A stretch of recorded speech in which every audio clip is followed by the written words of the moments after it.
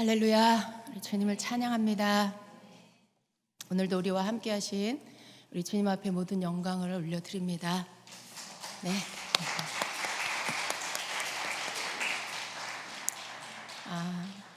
여러분은 1시 예배를 드리는 거잖아요. 저는 10시 예배를 드리고 또 그리고 지금 1시 예배를 드립니다. 근데 두 예배의 색깔이 달라요. 뭐라고 말할 수 없지만 색깔이 너무나 다릅니다. 그래서 똑같은 이 본문의 말씀을 가지고 이렇게 뭐 1부 예배, 2부 예배 이런 식으로 예배를 드리는데 저는 이게 똑같은 예배가 아니라 전혀 다른 예배라고 느껴져요. 정말 전혀 다른 예배. 두 번을 예배할 수 있어서 전 너무 감사합니다. 예배 가운데 주님께서 부어주시는 임재하심이 다르고 부어주시는 기름 부음이 다르고 또 우리에게 부어주신 주님의 마음이 다릅니다. 네, 일부 예배를 드린 분 중에 여기 계시는 분이 계시는지 모르겠지만 아마 느끼실 거예요. 저 자신이 달라 보이지 않습니까? 제가 저도 느끼는 제가 다릅니다. 훨씬 더 뭔가 자유롭고요. 그 자유로움이 뭐 이렇게 부담감이 덜어져서 이게 아니라 주님 안에서 주시는 평안함과 그리고 뭔가 이렇게 유연하게 주님께서 이끌어 가심을 제가 느끼면서 그 속에서 너무나 또 즐거움이 또 기쁨이 제 안에 있습니다. 우리가 주님 앞에서 언제 이렇게 주님이 우리를 이렇게 울게 하시는지를 오늘 좀 알 것 같아요. 아침에 찬양과 오후의 찬양이 달랐지만 오늘 주님 앞에 이렇게 주님을 사랑한다고 주님을 갈망한다고 하는 이 고백을 드리는 찬양을 드릴 때 그 절제할 수 없는 그 참아지지 않는 제 속에 주님을 향한 갈망과 사랑이 이렇게 터져 올라왔어요. 그게 이제 눈물로 이렇게 나오는 거죠. 참 우리의 감정이라는 게 정말 신비롭게 내 안에 어떤 아주 귀한 감정이 일어날 때 그때 이렇게 우리의 그 표현이 신체의 표현이 이렇게 눈물로 나타난다는 거, 그게 전 참 신기한 것 같아요. 이렇게 마음이 너무 아플 때에도 눈물이 나지만 너무 감격할 때, 너무 감동할 때, 너무 좋을 때 그때도 이렇게 그 감정이 눈물로 바깥으로 이렇게 표현되어지는 거예요. 그래서 예배 안에 우리가 주님의 터치를 받고 그 임재에 덮여서 주님 앞에 내 마음을 쏟아드리는데 그 마음이 너무 커서 그 마음이 너무 어떻게 다 어떻게 해드릴 수가 없어서 그게 주님 앞에서 감사의 눈물로 이렇게 흘러내리는 거, 그게 너무 귀한 것 같아요. 또 개인적으로는 뭔가가 씻겨지는 것 같기도 하고 막 긴장되고 굳어져 있던 것들이 이렇게 자연스럽게 풀어지는, 릴렉스해지는 막 그런 어떤 자유함, 이런 것들도 같이 느낍니다. 그래서 여러분 오후 예배 너무 좋습니다. 우리 찬양팀 너무 감사하고요. 일부 예배 찬양팀도 너무 감사하고 또 우리 1시 예배 찬양팀도 너무 감사합니다. 참 보이지 않지만요, 예배하는 예배자들의 어떤 중심이 주님 앞에 드려지는 먼저 산제사로 제물로 드려지는 것 같아요. 그리고 그 속에서 주님의 응답이 예배 가운데 있는 것 같습니다. 그래서 정말 더 강력한 주님의 임재가 우리를 덮기를 원하고 주님께서 우리를 각 사람을 이렇게 터치하시면서 각자가 드리는 주님 앞에 드리는 고백, 각자가 주님 앞에 드리는 어떤 이 속에서 주님을 향한 그 감정들, 마음들, 고백, 믿음, 사랑, 이런 고백들이 막 터져 나와서 그것이 뭐 저처럼 울던지 뭐 여러 가지 표현으로 이렇게 주님 앞에 아름답게 드려지기를 원합니다. 그래서 하늘문이 이렇게 더 활짝활짝 열리게 되기를 원합니다. 그래서 주님 앞에 예배를 올려드리고 또 감사를 올려드립니다. 여러분 예배 오시니까 좋으신가요? 네. 솔직히 말해보세요. 집에서 예배할 때 더 좋았던 거 아니에요? 좀 편했죠?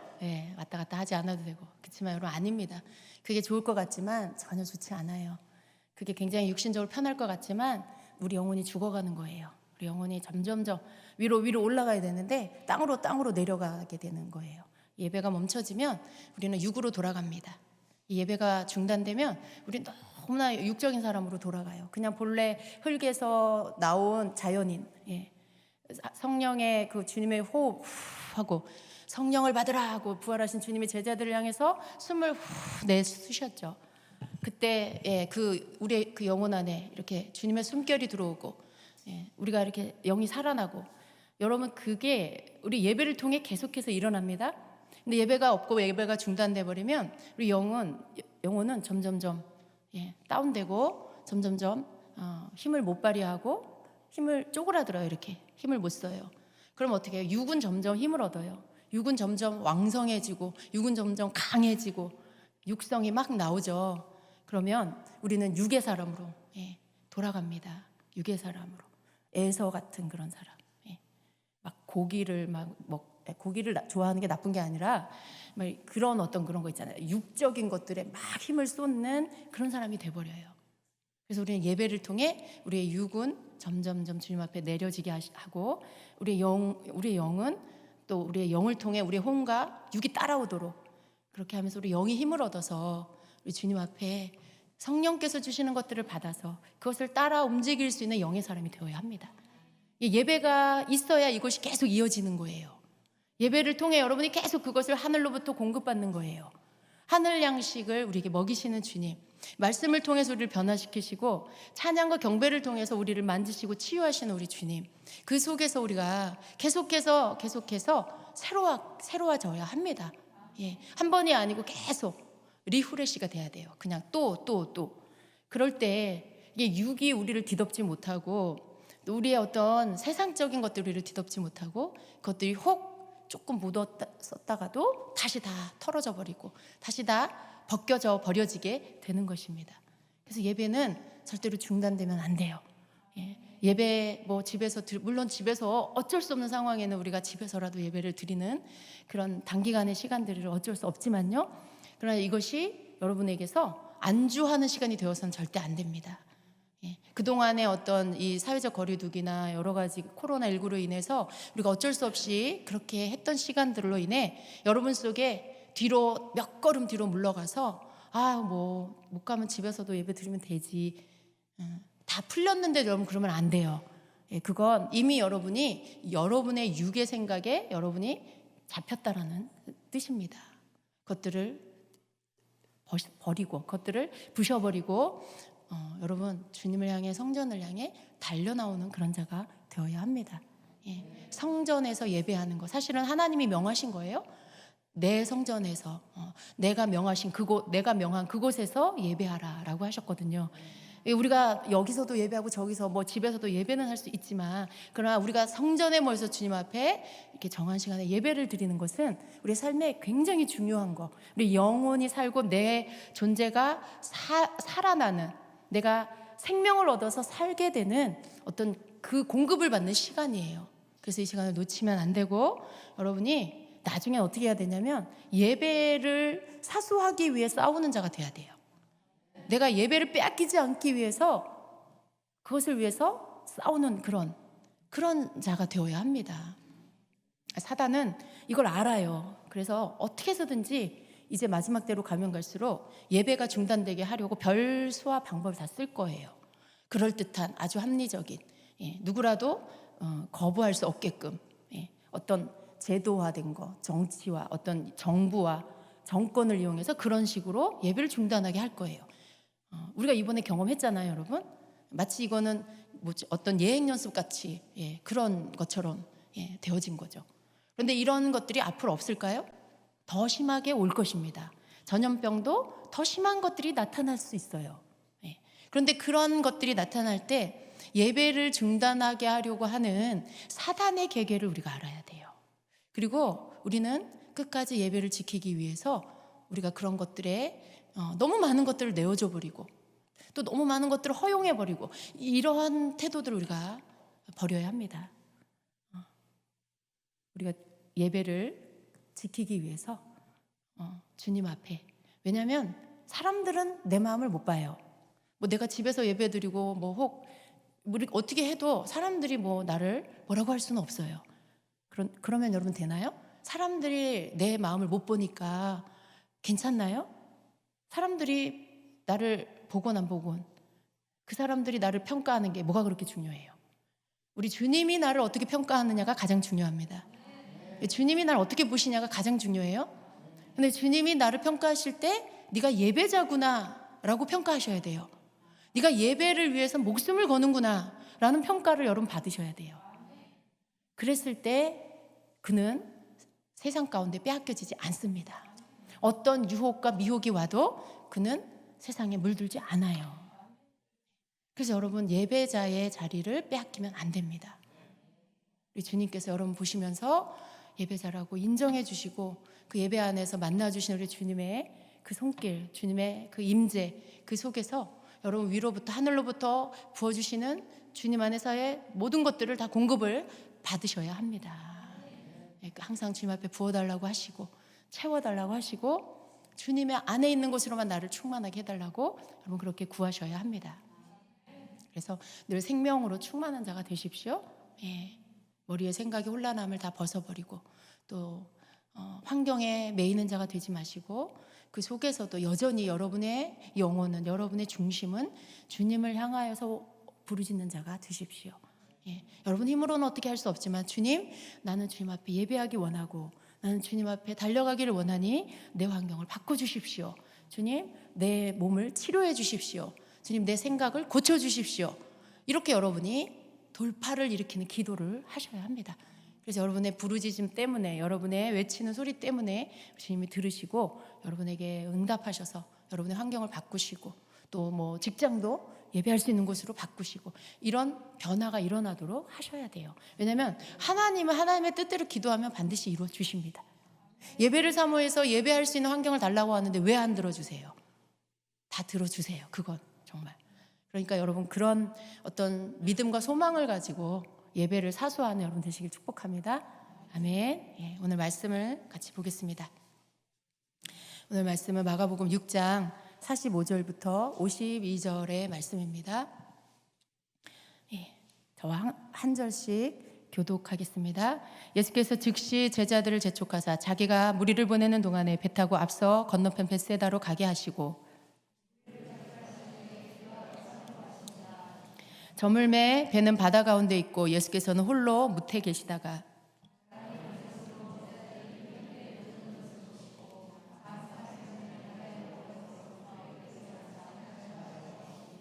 제자들이 그가 바다 위로 걸어오심을 보고 유령인가 하여 소리 지르니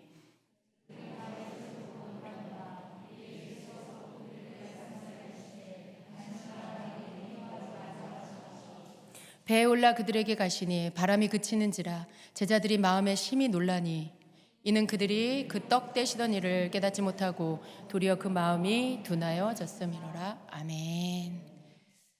아멘. 여러분 어디서 많이 귀에 익숙한 그런 말씀이 아닙니까? 그렇습니까?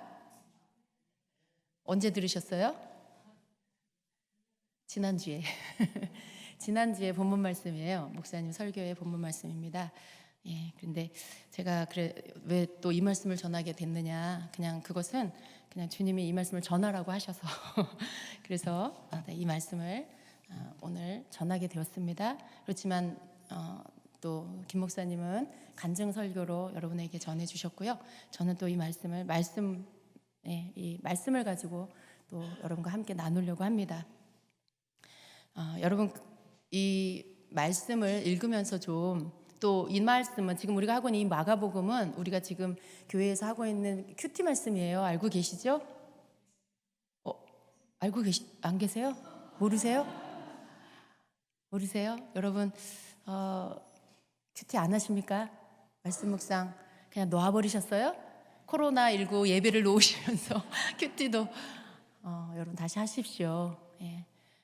이렇게 교회에서 학예에서 할 땐 여러분이 따라오셔야 되잖아요. 그죠? 따라오셔야 되잖아요. 내 임의로 결정해서 하면 할 수도 있고 안 할 수도 있지만 교회에서 하십시오라고 할 때는 여러분이 그걸 하셔야 되는 거예요.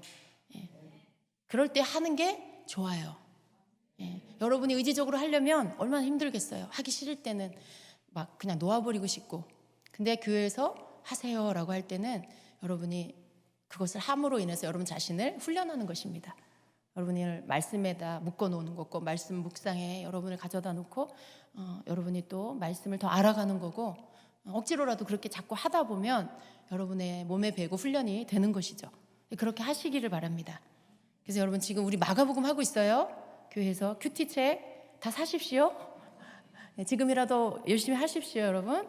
이제 이거 끝나고 야고보서 할 거예요.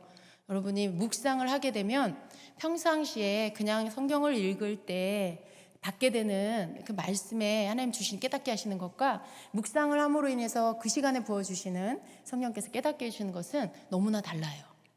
여러분이 묵상을 한다는 게 축복이에요. 그러니까 여러분 억지로라도 묵상을 하십시오. 그렇게 훈련을 해 나가시기를 바랍니다. 그래서 오늘 말씀은 지금 상황이 사실은 이 말씀을 보면 예수께서 즉시 제자들을 재촉하사 자기가 무리를 보내는 동안에 배 타고 앞서 건너편 벳세다로 가게 하시고 라고 이렇게 시작을 해요. 앞에 뭔가가 이어졌는데 그게 이렇게 뚝 끊어진 것 같은 그런 걸 우리가 알 수 있어요. 그렇죠?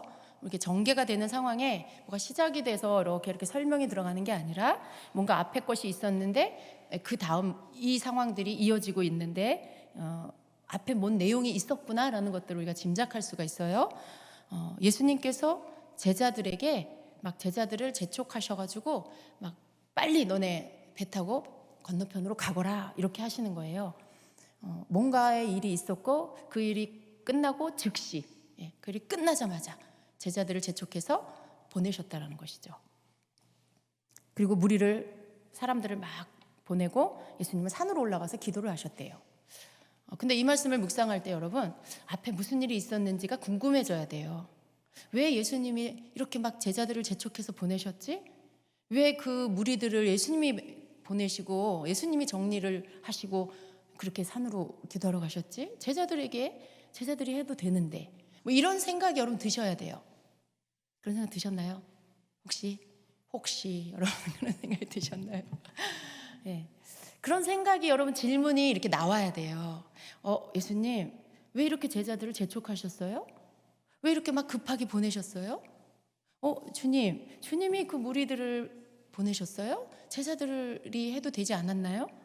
왜 그렇게 제자들을 빨리 급하게 보내고 예수님이 그런 것들을 다 하셨어요? 뭐 이런 질문을 여러분이 하실 수 있으셔야 돼요. 여러분 말씀을 더 주님께로부터 얻는 방법이에요, 이게. 그랬구나 이렇게 하면요 뭐 주님이 해주실 말씀이 없어요. 질문을 해야 답을 해주시죠. 질문을 해야 뭔가를 알려주시죠. 그냥 그랬구나 그러면은 뭐 나도 더 이상 주님께 할 말이 없고 주님도 나에게 더 이상 뭐 해줄 말이 없으시고 그렇게 되는 거예요. 묵상은 여러분 주님과 내가 막 이렇게 대화를 하는 거예요. 말씀을 가지고 나는 막 말씀을 보면서 질문을 하고 주님은 또 그 질문한 것을 내게 막 가르쳐 주시고 말씀해 주시는 거죠. 그 시간이 말씀 묵상 시간이에요. 근데 이렇게 말씀을 읽으면서 저는 이제 이러한 부분에 대해서 주님께 이렇게 질문을 했어요. 주님 왜 그렇게 하셨어요? 라고 왜죠 주님? 왜 그렇게 급하게 하셨어요? 예수님 그런 분이 아니기 때문에 뭐 예수님이 뭐 급하게 어디 막 뛰어가셨더라 그런 거 보셨어요? 예수님이 막 즉시로 뭔가를 막 하셨더라 그런 거 보셨어요? 그런 내용 별로 없어요 성경에.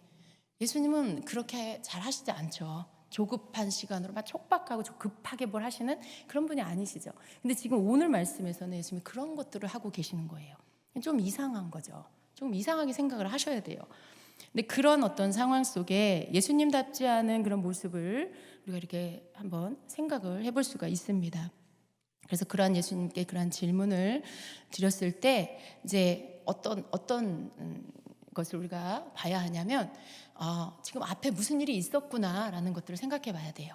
지금 이 말씀 전에 어떤 사건들이 있었구나라는 것들을 우리가 생각하면서 앞에 부분들을 이렇게 보게 됩니다. 그랬을 때 그 앞에 어떤 말씀이 있냐면 바로 오병이어의 기적의 사건이 있어요. 오병이어의 기적의 사건이 있고 곧바로 오늘 45절의 말씀이 이어지고 있습니다. 그래서 그 오병이어의 기적, 그 기적에 무슨 일이 있었는지 여러분 이미 다 알고 계시지만 다시 한번 우리가 그 말씀을 한번 읽어보겠습니다. 마가복음 6장 41절부터 44절까지 함께 읽어봅니다. 예수께서 떡 5개와 물고기 2마리를 가지사 하늘을 우러러 축사하시고 떡을 떼어 제자들에게 주어 사람들에게 나누어 주게 하시고 또 물고기 2마리도 모든 사람에게 나누심에 다 배불리 먹고 남은 떡 조각과 물고기를 12바구니에 차게 거두었으며 떡을 먹은 남자는 5,000명이었더라. 아멘. 예, 정말 놀라운 기적이 일어났었습니다.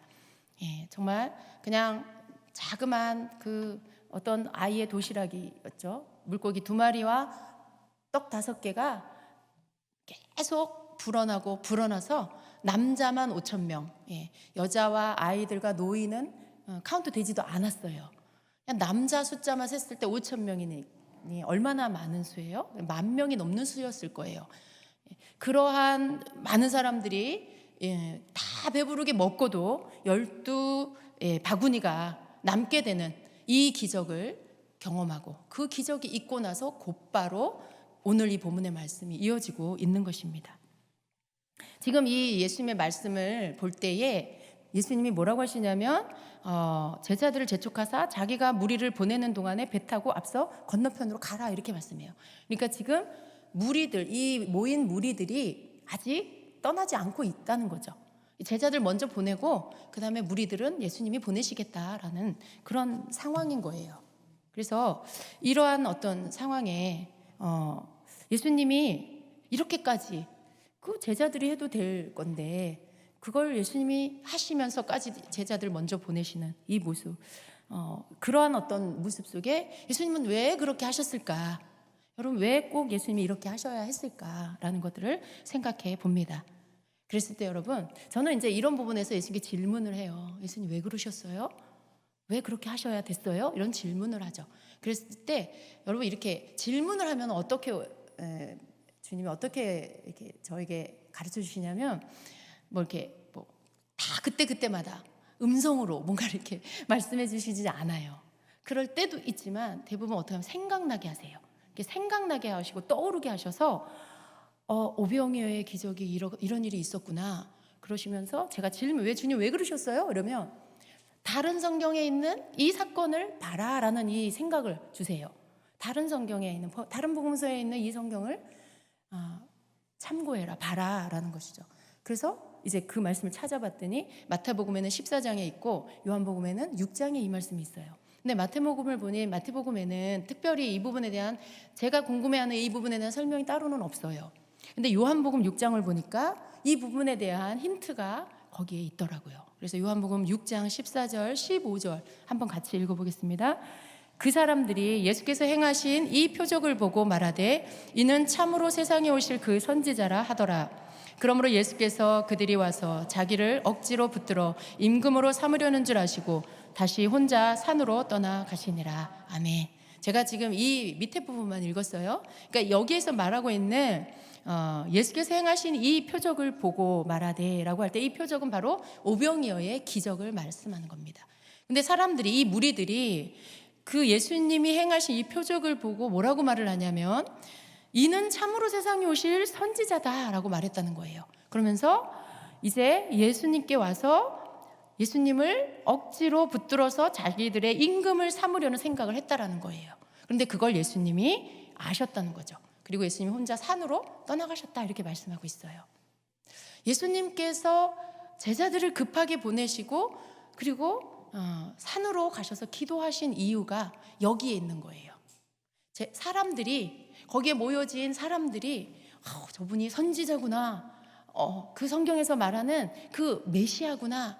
근데 이 메시아가 하나님이 보내주시겠다라고 했던 그 구원자 메시아, 그분으로 생각하기보다는 이들이 생각하는 구원은 어떤 그 영혼의 구원을 얻는 이걸 생각한 게 아니라 이들은 뭘 생각했냐면 지금 현재 상황, 이 지금 유대인들의 현재 상황, 자기 나라의 이 현재 상황을 생각한 거예요. 이 상황에서 자기들을 건져줄 메시아, 그 메시아를 생각한 거죠.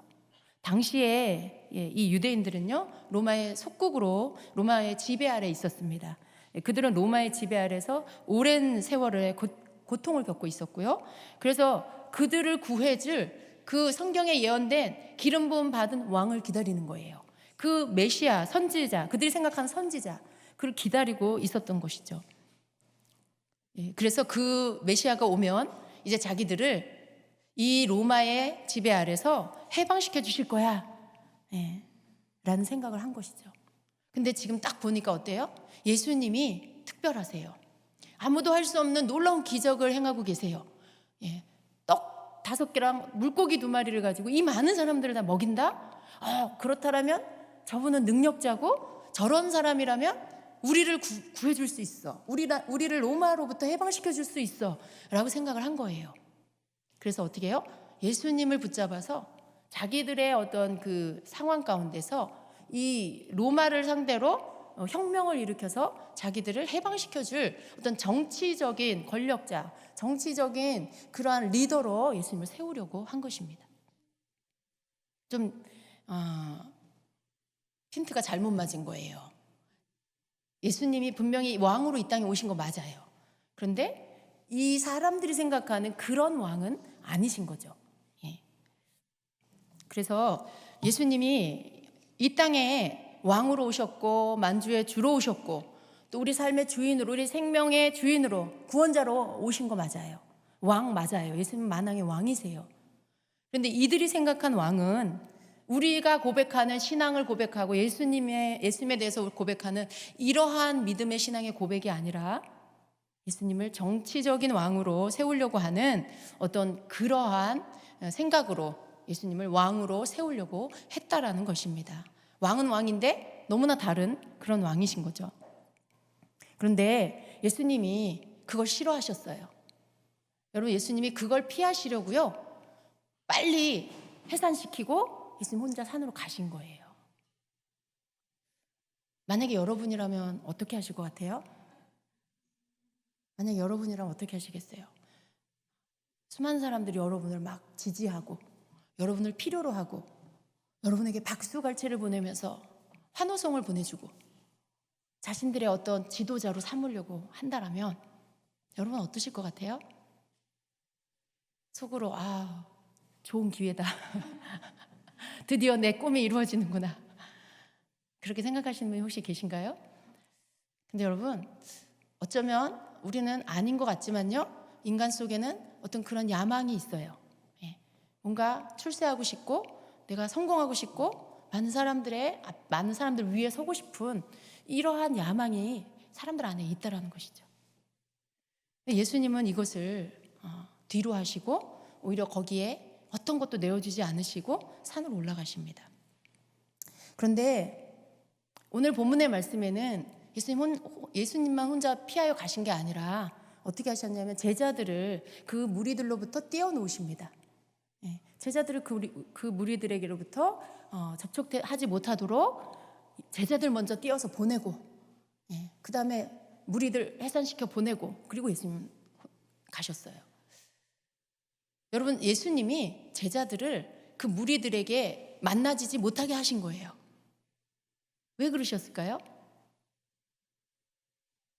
왜 그러셨을까요?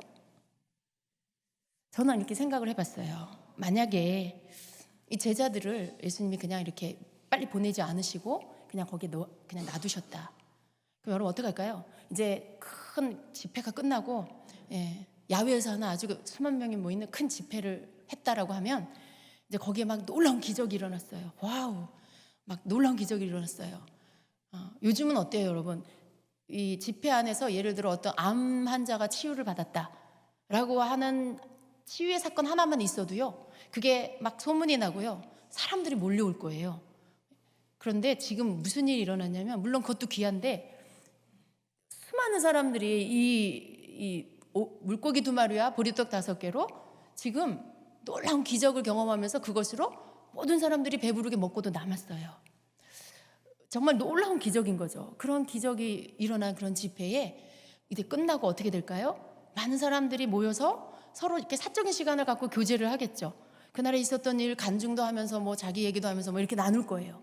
근데 지금 보니까 이 중에 온 많은 사람들의 생각이 예수님을 왕으로 삼아야 되겠다, 예수님을 우리의 왕으로 삼아야 되겠다 하는 생각을 가졌다는 거예요. 그러면 이 집회 끝나고 그들이 예수님께로 오거나 제자들에게 와서 그 이야기를 하지 않을까요? 그 이야기를 하겠죠. 그런 이야기를 하겠죠. 예. 그 중에 어떤 리더들 되는 사람들이라고 할 수도 있고요. 제자들에게 뭐 예수님이 직접 올 수도 있지만 예수님 가까이 최측근에 있는 제자들에게 와서 이런 이야기를 할 거예요. 예수님을 이 나라의 왕으로 세웁시다. 그분을 로마로부터 이 나라를 해방시켜 줄 수 있는 그런 우리의 왕으로 세웁시다. 그분은 능력자가 아닙니까? 아, 놀라워요. 대단하세요. 막 이렇게 얘기했을 거예요. 여러분, 그런 이야기를 제자들이 들었을 때 이 제자들은 지금 아직 그렇게 온전하지 않아요. 아직 그렇게 성령이 오신 이후에 변화받아서 복음을 전하고 하루에 3,000명씩 5,000명씩 예수님 믿고 돌아오게 하는 이 능력을 행하는 제자들이 아직 아니에요. 아직은 너무나 부족하고 미흡하고 아직 예수님이 하나님의 아들이라는 사실조차도 온전히 믿지 못하는 상태에 있는 미성숙한 그런 제자들이에요. 아직은 인간적인 게 너무 많이 있는 그런 제자들인 거죠. 근데 그들이 많은 사람들로부터 이런 이야기를 들어. 너희의 선생을 왕으로 우리가 세울게. 우리가 그 일을 한번 추진해 볼게. 이런 이야기를 하면 여러분, 그 제자들이 어떤 생각이 들까요? 너무나 영성이 좋아서 무슨 소리야? 예수 이름으로 가. 이렇게 어떤 자기 지도자를 보호하려고 하고 그런 게 아니라 어떻게 할까요? 그런 제안을 받았을 때 굉장히 달콤하게 들렸을 수 있어요. 우리 스승을, 우리 예수님을 왕으로 삼는다고? 그 생각을 하죠. 그 다음 바로 들어온 생각이 뭘까요? 그럼 나는 나도 뭔가 한 자리 할 수 있겠네? 그럼 나는 어떤 자리를 내가 얻게 될까? 내가 어떤 장관이 될까? 뭐 이런 생각을 했을 거예요. 그런 생각을 하면서 굉장히 마음이 막 들뜨고 마음이 막 부풀어. 안 그래도 막 기적이 일어나서 안 그래도 막 그 기적을 자기 눈으로 확인을 한 거예요. 자기가 사람들에게 나누어 주려고 하는 이 접시에, 들고 있는 접시에 빵이 하나밖에 없었고 물고기가 하나밖에 안 남았는데 갑자기 확 늘어나. 그래서 나눠주고 나면 또 이만큼 늘어나. 그걸 여러분, 자기가 들고 있는 접시에서 그것이 불어나는 것들을 직접 눈으로 본 이런 일을 조금 전에 경험한 거죠. 굉장히 마음이 부풀어져 있고 굉장히 마음이 들떠 있고 흥분되어 있는 이런 상태에 이제 이런 제안을 받는다. 예수님을 우리 왕으로 세웁시다. 우리가 조직을 만들어서 우리가 한번 그 일을 추진해 보겠습니다. 뭐 이런 이야기를 제자들에게 했다라면 이 제자들의 마음은요 굉장히 막 들뜨고 흥분되고 아마 잠이 안 왔을 거예요. 만약에 이날 밤 바다로 안 나가고 그냥 집으로 이렇게 갔다라면요 잠자리에서 잠을 잘 수가 없었을 거예요. 밤새도록 그 생각을 했겠죠. 내가 예수님이 왕이 되면 나도 한 자리 하겠지? 그럼 나는 어느 자리에 앉게 될까? 막 이러면서 뒤척척 하다가 잠도 못 잤을 거예요. 너무 마음이 흥분돼서. 그리고 그 다음날 일어나서 이제 자기들끼리 뭘 했을까요? 이제 서열 정리를 했을 거예요. 야, 베드로가 그러겠죠. 야, 내가 1인자야. 야, 너가 2인자고 네가 세 번째고 이렇게 하면서 서열 정리를 딱 했을 거예요. 그러지 않았을까요? 전 그랬을 것 같아요. 그냥 우리랑 똑같은 인간이기 때문에. 그런 어떤 것들을 저도 생각하는데 예수님은 이미 다 아셨어요. 다 꿰고 계세요.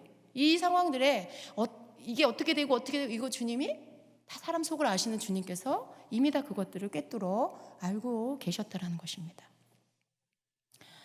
예수님이 제자들을 왜 그렇게 급하게 보내셨을까? 왜 그 사람들, 예수님을 왕으로 삼으려고 하는 그 사람들과 접촉하지 못하게 하셨을까? 아시겠죠? 왜 그런지 눈치채셨죠?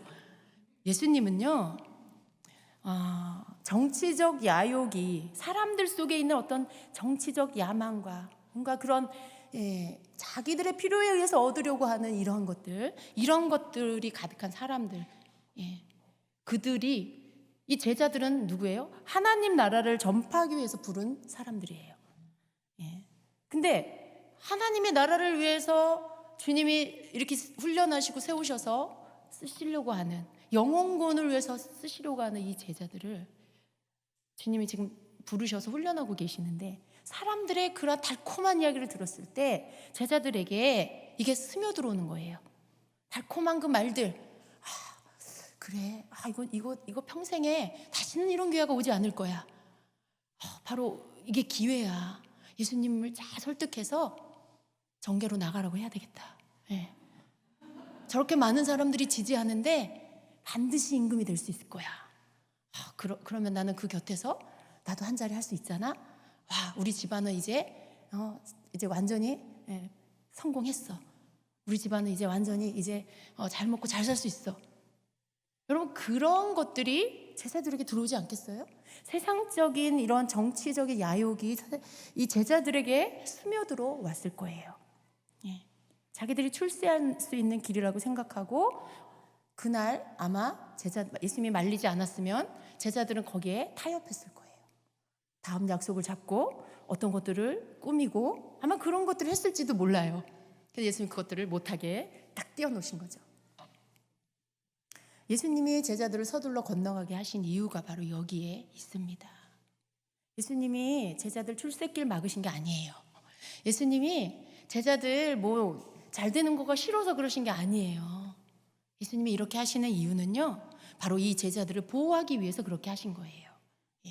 복음을 전하고 영혼권을 위해서 순교까지 해야 할 제자들이 이 세상 유혹에 넘어가지 않고 거기에 노출되어서 흔들리게 되지 않게, 마음을 빼앗기지 않게 하시려고 예수님 그걸 원하지 않으셨죠. 예수님은 그런 목적으로 예수님도 오시지 않았고 제자들도 그 목적으로 부르신 게 아니기 때문에 예수님은 그렇게 되지 않게 하시기 위해서 제자들을 먼저 보내신 거죠.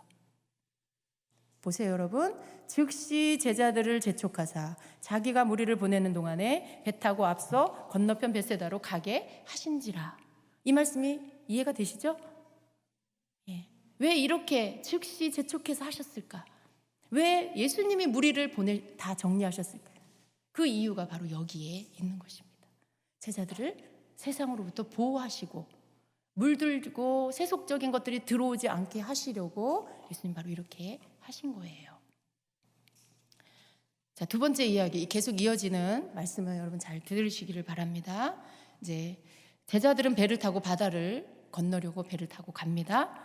그런데 예수님은 어디 계시냐면 이제 산에서 기도하시고 이제 내려오셨죠. 그리고 육지에 무태 계셨다라고 말씀해요. 사실 지금 뭐예요? 제자들은 바다에 있고 바다 한가운데 배 안에 있고 예수님은 지금 육지에 계세요. 지금 따로따로 있어요. 사실은 제자들하고 예수님 항상 같이 있어요. 같이 먹고 같이 자고 같이 다니고 항상 그랬어요. 함께 했어요, 항상. 근데 지금 예수님하고 제자들하고 떨어졌어요. 예수님 계시지 않는 배에 그냥 제자들끼리만 있어요. 그렇게 예수님이 계시지 않는 상황에 지금 돌발 사항이 생깁니다. 좋지 않은 상황이 바다에서 일어납니다. 큰 바람이 불어요. 배가 가는 방향에 역풍이 불어서 이제 앞으로 나아가지 못해. 아무리 노를 저어도 제자리에 맴돌 뿐 배가 앞으로 나가지 않습니다. 계속해서 돌아가면서 노를 저어보지만 아무 소용이 없어요. 그냥 그 자리에서 그냥 있고 아무 성과가 없는 그런 일들이 일어납니다. 여러분, 이 시간이 어느 만큼 이어지냐면 이 시간이 말씀해 보면 이렇게 되어 있어요. 저물 때 배는 바다 가운데 있고, 언제라고요? 저물 때. 그러니까 해가 뉘어 떨어질 때죠. 그때 배는 이미 바다 가운데 있는 거예요. 이미 제자들은 바람을 맞아 노를 저으면서 뭔가 씨름을 하고 있는 그런 상황이죠. 예수께서는 홀로 무태 계시다가 그 다음 뭐라고 하냐면 바람이 거스러 불므로 제자들이 힘겹게 노젓는 것을 보시고 밤 사경쯤에 바다 위로 걸어 그들에게 오사, 이렇게 말씀해요. 지금 때를 우리가 알 필요가 있어요. 제자들이 역풍을 만나서 바다에서 씨름을 하기 시작한 게 해가 떨어지고 지금 어두워지기 시작하는 그때서부터 계속해서 지금 씨름을 하고 있어요, 바다에서. 근데 그걸 언제까지 하고 있냐면 밤 사경까지. 이 밤 사경은 새벽 3시에서 6시입니다. 여러분, 그러면 지금 해가 떨어지기 시작해서부터 온 밤을 새벽이 될 때까지 제자들은 지금 바다에서 씨름을 하고 있는 거예요. 한번 우리가 생각해 봐야 합니다. 얼마나 힘겨운 시간일까요? 얼마나 정말 밤은 깜깜하고 바다는 캄캄하고 바람은 강하게 불면서 아무리 목적지를 향해 가려 해도 안 되고, 어둡고 춥고 배고프고 무섭고, 이런 모든 것들이 함께 겹쳐진 그 상황 속에 제자들이 놓여 있는 것입니다. 근데 예수님은 없어요, 거기에. 근데 그 상황의 시간을 1시간도 아니고 2시간도 아니고 긴 시간을, 수시간을, 밤이 점점 깊어 새벽이 될 때까지 그 시간을 그렇게 지금 힘든 시간들을 지금 보내고 있습니다. 근데 여러분, 놀라운 사실은 뭐냐 하면 지금 제자들이 그렇게 하고 있는 것을 예수님이 모르고 계시는 게 아니라는 거예요. 말씀에 보니까 예수님이 그걸 보고 계신다라고 말해요. 보시고.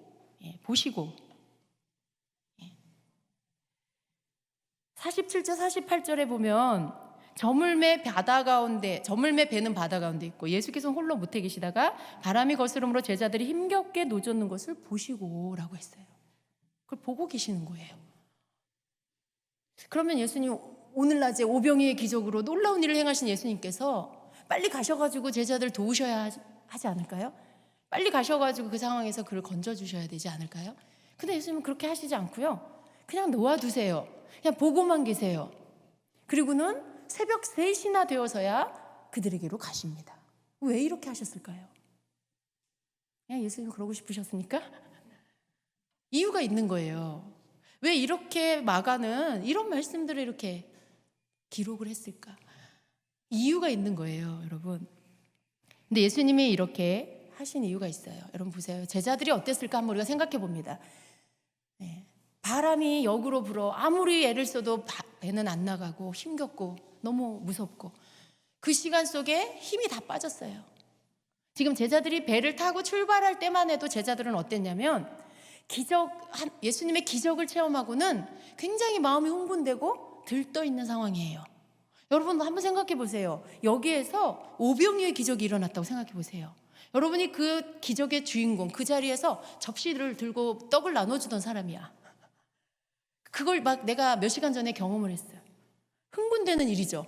굉장히 흥분되고 굉장히 막 마음이 붕붕 뜨는 그런 일이에요. 그런 어떤 상태의 마음을 가지고 배를 타고 나갔다가 이 바람을 만나서 지금 여기에서 엄청 막 노를 젓고 있지만 아무것도 되는 일이 없어요. 낮에 들떠있던 그 마음, 흥분되었던 그 마음 계속 있을까요? 없어져요. 막 낮에 뭐라도 된 것 같은 그 마음. 기적은 예수님이 행하셨는데 내가 뭘 한 것 같은 거예요. 사람은 좀 그런 게 있어요. 뭐가 이렇게 막 놀라운 일이 일어나면 내가 그냥 그 자리에 있기만 해도 내가 뭘 한 것 같아. 뭐 내가 기적이라도 행한 것 같이 착각을 해요. 그리고 막 마음이 흥분해요. 들떠요. 이게 마음이 뭐 이렇게 으쓱으쓱해지는 거죠. 근데 지금 세찬 바람 속에 막 힘을 막 쓰는 일을 하면서 아무것도 되지 않는 이 상황 가운데 이 제자들은요, 낮에 그 들떠있고 흥분되었던 마음들이 점점 없어지기 시작해요. 없어지는 거예요. 왜 그럴까요? 내가 굉장히 막 아주 특별한 줄 알았어요. 뭐라도 된 줄 알았어요. 뭐 내일부터 막 놀라운, 내가 가는 곳마다 뭔가 기적이 막 일어날 것 같은 착각이 있었어요.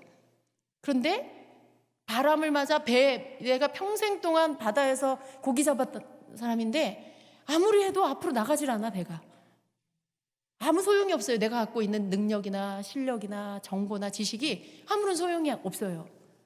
그것을 발견하는 시간, 그것을 내가 지금 경험하고 깨닫는 시간, 그런 시간을 지금 제자들은 보내고 있는 거예요. 그러면서 무슨 생각이 들까요? 아, 내가 이거 아무것도 아니구나. 나는 이런 약한 그냥 사람이구나. 그냥 이렇게 자연 앞에서도 아무것도 못하는 그런 이런 한계를 가진 인간이구나. 평생에 노를 저었어도 이런 어려운 상황이 오면 이것조차도 해결할 수 없는, 그럼 나는 그런 사람이구나. 그걸 알아가기 시작하는 시간인 거죠. 그러면서 자기 속에 있는 생각들을 내려놓고 자기 속에 있는 어떤 자신감들을 다 조금씩 내려놓기 시작하는 것입니다. 새벽 3시까지 이런 일들을 계속하면서 거기에 타고 있던 제자들 모두는요, 하나씩 모두가 이런 생각을 하게 됐을 것입니다. 그리고는 어떻게 됐을까요? 이제 모든 것들을 이제 내려놓는 시간. 나는 할 수가 없구나.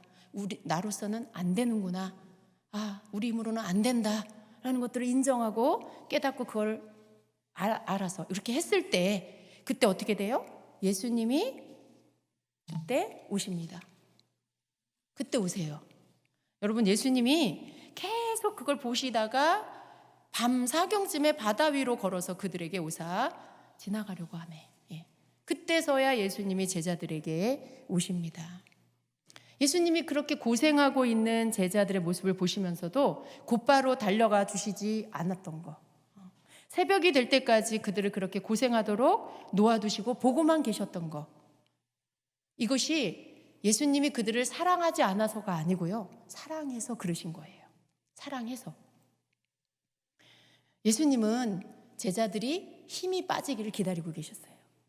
예수님은 자신들의 존재가, 제자들이 자기 자신들의 존재가 얼마나 무능하고 힘이 없는지, 한계에 부딪히면 아무것도 할 수 없는 존재들이라는 것을 알 때까지, 깨달을 때까지 기다리신 것입니다. 오병이의 기적, 자신들이 뭐가 된 줄 알았던 제자들, 근데 그런 모든 부풀렀던 거품이 다 빠질 때까지 예수님 기다리고 계셨어요. 보시면서. 그러다가 이제 그것들이 다 되어졌을 때 그때 예수님이 그들에게 가십니다.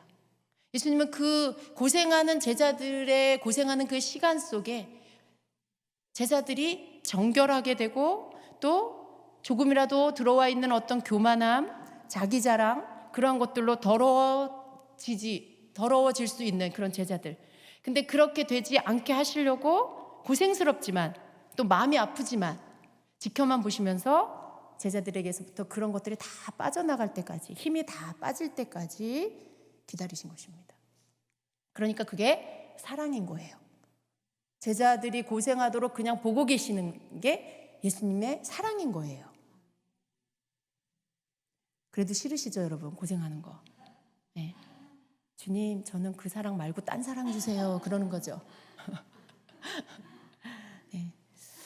근데 우리가 알아야 할 건, 여러분, 예수님의 사랑 안에 이런 광풍이 있어요. 성경에 보니까 이 광풍도 하나님이 일으키신다라고 말씀을 하고 있어요. 시편 107편 25절입니다. 여호와께서 명령하신즉 광풍이 일어나 바다 물결을 일으키는도다 말씀해요. 우연히 일어난 광풍이 아니에요. 하나님은 필요에 의해서 광풍도 일으키시고 그리고 또 잠잠케도 하시고 그러신다라는 것이죠. 그들이 하늘로 솟구쳤다가 깊은 곳으로 내려가나니 그 위험 때문에 그들의 영혼이 녹는도다. 광풍을 보내서 물결을 일으켜 파도가 일어나니까 어떻게 해요? 배가 위로 올라갔다 내려갔다 막 난리예요. 하늘로 솟구쳤다 아래로 깊은 곳으로 내려갔다. 막 그 위험에 정신이 없고 사람들의 영혼이 녹는다라고 말씀하고 있어요. 그들이 이리저리 구르며 술 취한 자 같이 비틀거리니 막 배가 막 흔들리니까 막 비틀비틀 하겠죠. 그러면서 그들의 모든 지각이 혼돈 속에 빠지는도다. 어떤 생각을 건강하게 할 수가 없어요. 모든 생각하는 것들이 막 다 흔들려 버리죠. 정신을 차릴 수 없는 그런 상황이 된다는 거죠. 이에 그들의 고통 때문에 여호와께 부르짖음에 그가 그들의 고통에서 그들을 인도하여 내시고 광풍을 고요하게 하사. 이것도 하나님이 하신다는 거예요. 물결도 잔잔하게 하시는도다. 하나님이 하신다는 거예요. 왜요? 불순물 빼시려고, 교만함 빼시려고, 자기 자랑 빼시려고, 세상 거 더러운 거 들어와 있지 않게 하시려고, 그런 모든 것들로부터 정결하고 거룩하게 지켜주시려고 때로는 광풍도 보내시고 이렇게 하신다라는 것입니다. 그래서 막 올라갔다 내려갔다 흔들리고 막 그러면서 어떻게 해요? 자기 자신으로부터 있는 모든 것들은 다 없어져 버리고 뭐가 남아요? 하나님, 나 좀 살려주세요. 주님이 나를 도와주셔야 합니다. 내 힘으로 어떻게 할 수가 없어요. 주님, 나를 여기에서 나를 건져주세요. 주님, 나를 구해주세요. 하나 이 비명소리만, 이 비명소리만, 그런 그 하나님 앞에 부르짖는 소리만 남게 돼요. 그럴 때 하나님 어떻게 하신다고요? 여호와께 부르짖음에 그가 그들의 고통에서 그들을 인도하여 내시고 라고 말씀해요. 그 고통 속에서 부르짖을 때 거기에서 건져내신다라는 것이죠. 여러분, 이러한 어떤 하나님이 하시는 일들이 있어요. 하물며 제자로 부름받은 그러한 자들은 더 훈련이 강하겠죠. 예수님은 지금 제자들을 이렇게 훈련하고 계세요. 그 속에 들어있는 모든 것들이 다 떨어져 나갈 때까지 힘겹게 노를 젓고 밤바다와 싸우면서 그 속에 자신감 있었던 것들, 힘 있었던 것들, 그런 모든 것들이 다 내려지고 무능력한 자기 자신, 아무것도 할 수 없는 나 자신, 예수님이 너무나 필요한 나, 얼마나 예수님이 그리웠을까요? 그들이 예수님하고 함께 있었을 때는 떡도 먹고 물고기도 먹고 놀라운 이적들을 많이 보면서 정말 행복한 시간을 보냈는데, 예수님 없는 지금 우리는 아무것도 못하고 있고 난 아무것도 못하는 그런 나로서는 안 되는구나라는 것들을 깨닫는 그 시간, 예수님이 그런 것들을 깨닫게 해주시려고, 그리고 그 고백을 들으시려고 제자들을 그 광풍 가운데 두신 것입니다. 그때 새벽 3시까지 씨름하던 제자들 가운데 이제 알았어요. 아, 힘이 다 빠지고 우리로서는 안 되는구나 라는 것들을 깨달았을 때 얼마나 예수님이 그리웠을까요? 예수님 계셨으면 이러지 않았을 텐데, 해결됐을 텐데 한 생각을 했겠죠. 그 영혼의 소리가 있었겠죠. 예수님이 그들을 보시고 이제 예수님의 타이밍에 제자들에게 가십니다. 그것도 어떻게 가요? 바다를 걸어서. 하나님으로 오시는 거예요. 하나님으로. 사람은 바다를 걸을 수 없어요. 무리를 걸을 수 없어요. 하나님만 바다를 걸을 수 있어요. 신만. 근데 예수님이 완전한 하나님이시면서 또 완전한 사람이시죠. 제자들은 예수님하고 먹고 자고, 예수님 화장실도 가시고, 예수님이 피곤해서 주무시기도 하고, 뭐 이런 인간적인 모습을 많이 봤을 거예요. 물론 기적을 행하시고 치유하는 모습도 보지만 그런 인간적인 자기들하고 똑같은 그런 모습을 보면서 예수님이 하나님이라기보다는 예수님이 사람이라는 생각을 아마 이때쯤에는 더 많이 했을 수 있어요. 그런데 모든 것들이 다 힘이 빠졌을 때, 자기 힘으로 아무것도 할 수 없을 때 자기들하고 똑같은 사람인 줄 알았던 예수님이 무리를 걸어서 오세요. 하나님으로 오시는 거예요. 우리로선 도저히 할 수 없는 그것을 예수님은 하나님의 모습으로 무리를 걸어 제자들에게 오십니다. 너무나 약해져 있는 이 제자들, 너무 무섭고 힘은 하나도 없고 정신이 하나도 없는 이들에게 검은 물체가 검은 바다 위로 걸어오는 모습을 볼 때 너무 무서운 거예요. 유령이다! 소리 지릅니다. 믿음이 하나도 없어진 거예요. 뭐가 남아있는 게 없는 거예요. 근데 그때 예수님이 이들에게 오셔서, 하나님으로 제자들에게 오셔서 그들에게 안으로 들어갑니다. 제자들 안으로 예수님이 들어가세요. 배 안으로 예수님이 들어가십니다. 이 말씀이 참 그 안에 담겨져 있는 영적인 그 숨겨져 있는 것들이 너무나 오묘해요. 예. 그들이 다 예수를 보고 놀람이라. 예수께서 곧 그들에게 말씀하여 이르시되 안심하라 내니 두려워 말라 하시고 배에 올라 그들에게로 가시니. 그들 안으로 들어가신 거예요. 너무나 무섭고 힘겨웠던 제자들, 아무런 힘도 없이 이제는 다 힘이 빠져버린 제자들에게 내니 안심하라, 두려워하지 말아라 하시는 주의 음성. 여러분, 이것이 여러분에게 들리게 될 것입니다. 여러분 혼자 노젓고 있는 것 같으죠? 어려움 속에 여러분 혼자 힘쓰고 있는 것 같으죠? 왜 예수님 나에게 와서 도와주시지 않을까? 왜 해결해 주시지 않을까? 막 이런 생각이 막 드시죠? 근데 그런 생각 드는 걸로 끝나면 안 되고요. 아, 나로서는 할 수 없구나. 아, 내 힘으로는 안 되는구나. 난 예수님 없이는 안 돼. 예수님, 저를 도와주세요. 이렇게 돼야 돼요, 여러분의 고백이. 원망조로 막 예수님한테 막 날 왜 안 도와주냐고 이렇게 하면 안 돼요. 진정한 주님이 듣고자 하시는 고백이 여러분에게로부터 주님께 드려지게 될 때 바로 그때가 여러분의 타이밍이에요. 예수님이 여러분에게로 찾아가시는 바로 그 시간입니다. 밤 사경. 예수님이 하나님으로서 여러분에게 오실 거예요. 하나님이신 예수님이 여러분을 찾아오셔서 여러분에게 안심하라 내니 두려워 말라 말씀해 주실 것입니다. 그리고 여러분 안으로 들어가실 거예요. 여러분의 환경 안으로 예수님 들어가셔서 그 순간에 여러분의 모든 환경들이 바뀌고 바람이 먹고 그리고 여러분의 목적지로 가게 되는 역사가 있게 될 것입니다. 여러분, 우리는 예수님께서 왜 그렇게 하시는지를 깨달아야 합니다. 내 삶에 만나지게 되는 이 밤바다의 바람 같은 이러한 상황들, 우연히 일어나는 것 같고 뭐가 잘못된 것 같이 생각될 때가 있지만요, 그러나 그것이 아니라고 성경은 말씀하고 있어요. 그것을 하나님께서, 예수님께서 하고 계신다라고 말씀하고 있어요. 왜요? 사랑하기 때문에. 나를 잃어버리지 않으시려고, 세상 가운데 나를 빼앗기지 않으시려고 내게 이 시간들을 허락하고 계신다라는 말씀인 거죠.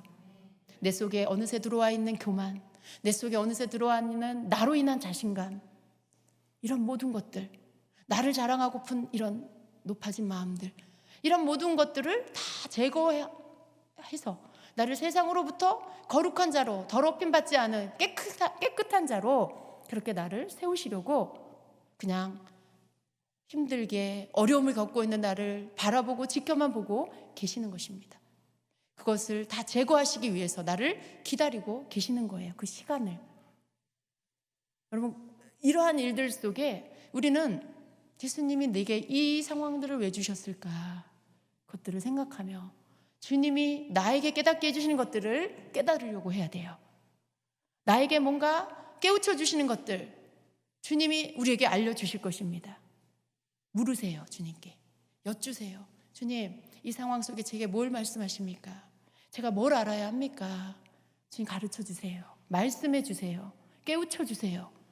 여러분, 이렇게 말씀드리면서 주님께서 여러분으로 하여금 깨달을 때까지, 생각날 때까지, 알아질 때까지 계속 구하시면서 그것을 알아졌을 때 주님 앞에 그 고백을 드리고, 주님, 나로서는 안 됩니다.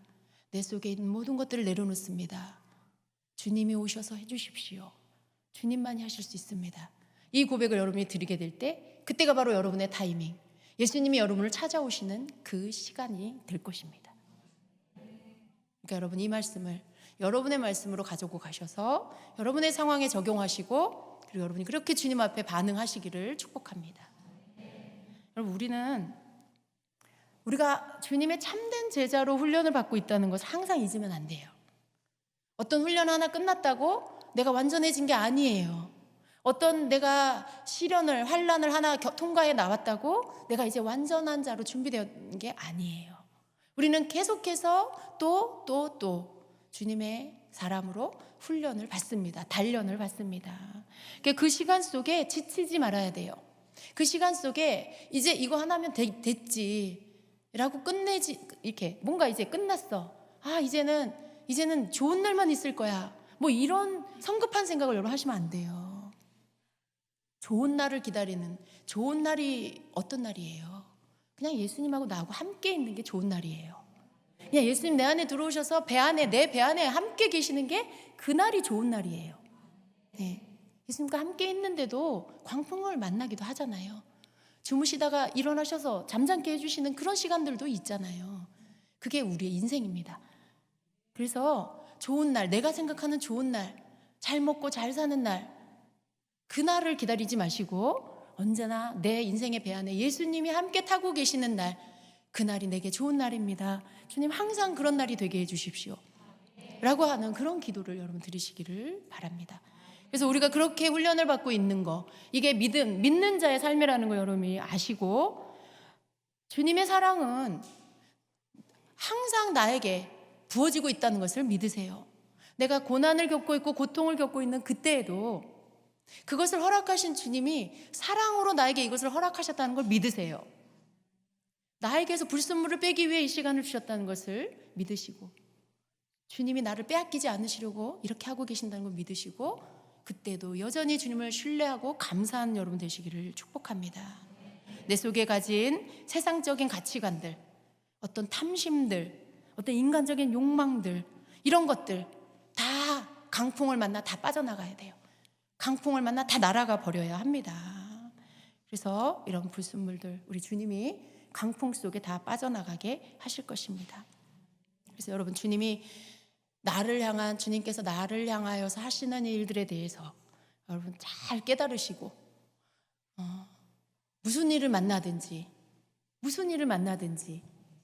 감사하는 여러분 되시길 축복합니다. 어떤 상황에 놓이든지 주님이 나를 향하여 사랑하시고 내게 이 시간들을 허락하사 나를 더 온전하게 하시려고, 주님의 사람 만드시려고 나를 이렇게 훈련하고 계시는구나, 주님 깨닫게 해주시고 이 훈련을 잘 통과하게, 잘 받아 하나님 원하는 사람 되게 해주십시오. 그렇게 기도로 주님 앞에 반응하는 여러분 되시기를 축복합니다. 주님이 오셔서 말씀하실 거예요. 안심하라, 내니 두려워하지 말아라. 이 음성을 여러분 듣게 되실 거고요. 얼마나 감사해요. 이 말씀보다 더 우리에게 큰 평강을 주는 말씀은 없을 것 같아요. 그죠? 큰 바람 앞에 막 흔들리고 있는데 오셔서 안심하라, 내니 두려워 말아라 하시는 이 말씀. 주님이 오시면 다 끝나는 거예요. 그죠? 내니 두려워 말아라. 주님이 오시면 바람도 잠잠해지고 파도도 잠잠해지고 다 끝난 거예요. 그렇게 주님이 여러분에게 들어오시도록, 찾아오시도록 여러분 그렇게 하시기를 축복합니다. 아멘. 아멘.